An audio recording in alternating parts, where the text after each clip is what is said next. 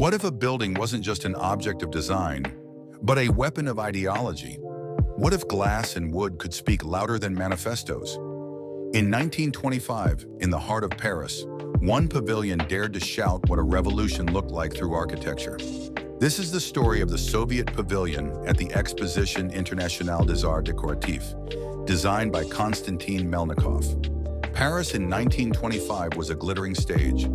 The Exposition Internationale des Arts Décoratifs celebrated craftsmanship, ornament, and national pride. Nations competed with pavilions draped in marble, gilded facades, and exotic woods, each a stage set of cultural prestige. The event was a symphony of styles, a final flourish of Art Deco's decorative glory. But amidst this parade of opulence, one pavilion refused to blend in. A jagged form of timber and glass slashed diagonally across the fairgrounds. No columns, no gilded symmetry, just sharp lines, intersecting planes, and sheer walls of transparency. Where others whispered refinement, this pavilion shouted revolution. For the Soviet Union, only 8 years removed from the October Revolution, the pavilion was more than architecture. It was propaganda in built form. The Bolshevik government wanted to announce its arrival to the world, not as imitator of tradition, but as the herald of a new society. And the man entrusted with this message was Konstantin Melnikov. Melnikov was not yet the celebrated avant-garde master he would later become. In 1925, he was a daring young architect, unafraid to defy convention. He saw the Soviet Commission not as a chance to impress Paris with Russian heritage, but as an opportunity to demonstrate the radical spirit of Constructivism, a philosophy born in post-revolutionary Russia. Constructivism rejected tradition, sentimentality, and pastiche. It called for architecture that was functional, socially driven, and expressive of its industrial age. Architecture was no longer about facades, it was about forces. Constructivists believed form should follow ideology. A building should not decorate reality, it should construct it.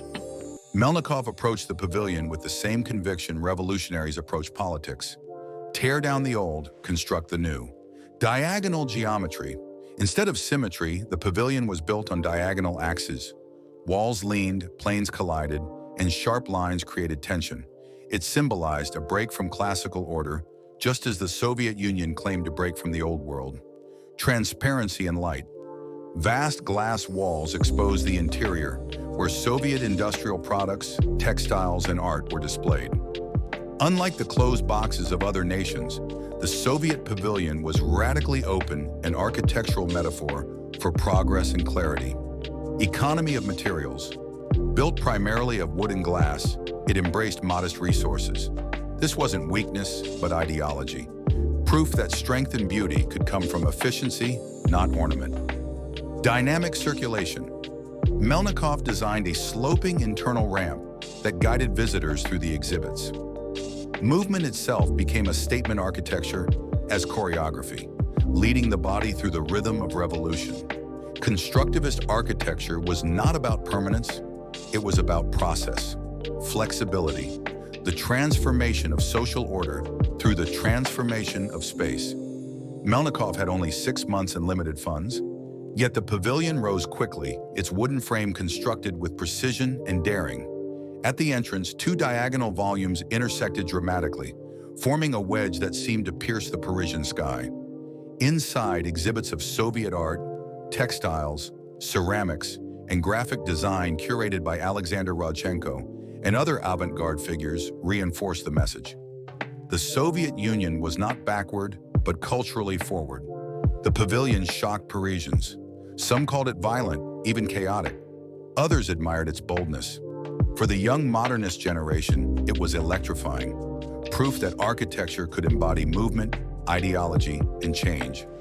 Amidst the golden ornament of Art Deco, Melnikov's wood and glass structure felt like an act of architectural defiance.